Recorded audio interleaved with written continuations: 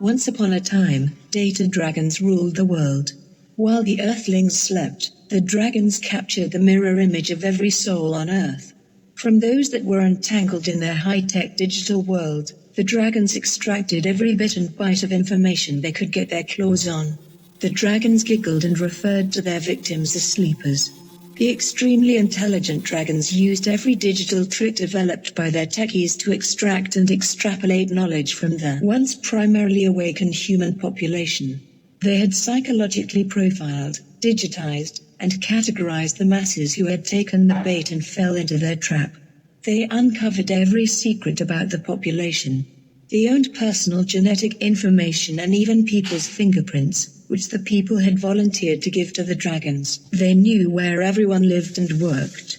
They knew the names of their children, their grandchildren, their pets, their nicknames, and who all their family and friends were and where they lived. They gathered data on their high school sweethearts, what kind of foods they prefer, and even what brand of orange juice they drink. They knew when they went to the doctor and exactly why. Very little to nothing was hidden from the dragons. They knew how rich the rich people were, down to the penny, and guessed at how tragically poor the poor people were. They knew exactly where the humans were 24 hours a day and exactly what they were doing. The dragons also knew the deepest secrets, fantasies, lies, and hopes and wishes of even the children of the people they had ensnarled. They knew more about the people than the people themselves knew. They knew their deepest dreams and fears. Most people, though, did not care that they were now under the rule and influence of the dragons. The people dreamed of buying more toys to keep them happy and entertained. They went about their lives buying newer and newer tech gadgets for their homes that listened to their every word. They sent their texts and emails containing private information, while suspecting that draconian algorithms were probably monitoring their every word. The people even allowed their phone calls and conversations to be recorded and stored away in the data farms. The dragons were very clever and knew that having absolutely every piece of information about a person made it incredibly easy to manipulate and control that person. They even bragged to their elite Titan companions that personal data was the new oil. New oil, an obvious reference to the untold riches acquired by the fossil fuel titans of the past. The dragons acquired unimaginable wealth and power in the short span of a couple decades. Their rise to power was beyond anything ever seen on Earth prior to the 20th century. They controlled the masses, the political leaders, the militaries, the financial system, the media, and education. When questioned about their activities, the dragons simply lied and told people that their activities would make life better for everyone. The masses swallowed the lies hook, line, and sinker. Soon after the dragons began to acquire wealth and power, they formed their thought police, or, as it is now called, the Uberstasi. Basing its mission on the well-established principles and patterns of the World War II East Germany's Stasi police. The Stasi had used a series of well-established techniques to manipulate and control the East German population. The Stasi controlled speech. They outlawed certain words in the German language. They accused their political opponents of egregious crimes and collusion with adversarial nations, and then jailed them. They dictated how much money a person should be paid for a particular job. They controlled the news media and radio. Monitored all phone activity.